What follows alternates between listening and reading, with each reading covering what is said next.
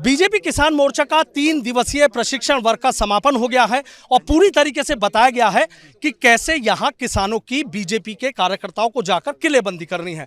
धर्म युद्ध की यहां से शुरुआत हो गई है। बात कर लेते हैं, जल शक्ति मंत्री हैं स्वतंत्र देव सिंह जी। स्वतंत्र देव सिंह जी, हस्तिनापुर की धरती पे आते आपने भी कह दिया कि धर्म युद्ध की शुरुआत हो गई।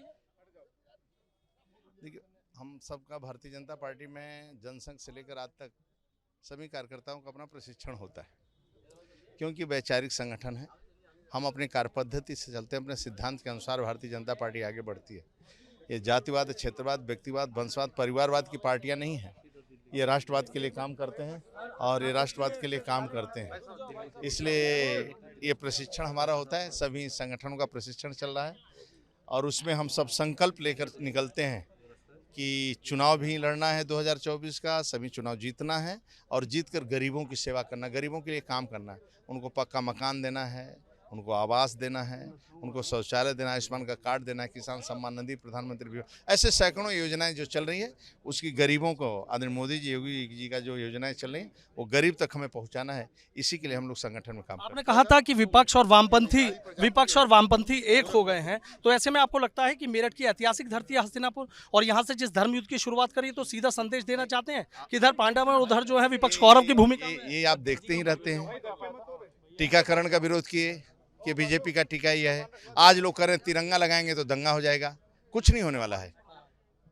उन स्वतंत्रता सेनानियों को जो शहीदों ने बलिदान दिया देश के लिए, उन शहादत दिया, ऐसे सभी लोगों के सम्मान में तिरंगा फहराया जा रहा है, उनको नमन किया जा रहा है, उनको याद किया जा रहा है। आज मोदी जी देश के प्रधानमंत्री बने तो दुनिया के राष्ट्रपति आते हैं देश के अंदर तो गंगा आरती, भोलेनाथ का अभिषेक करते हैं, अक्षरधाम घूमते हैं और जब दुनिया की धरती पर स्वयं जाते हैं तो लोग तिरंगा लेकर दौड़ते हैं, भारत माता की जय का नारा लगाते हैं।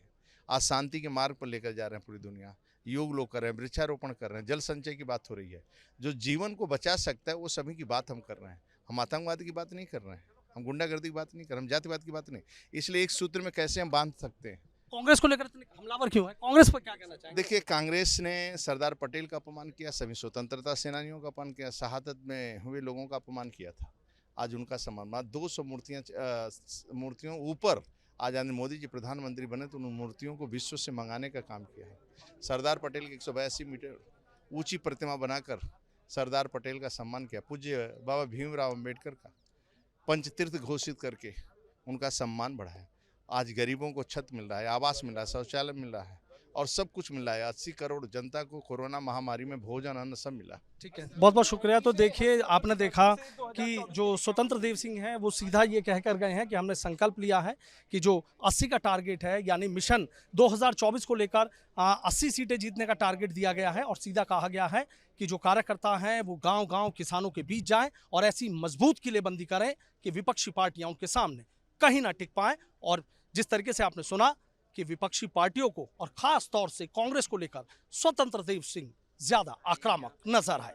वीडियो जर्नलिस्ट स्वतंत्र सिंह के साथ सनुज शर्मा, एबीपी गंगा, मेरठ।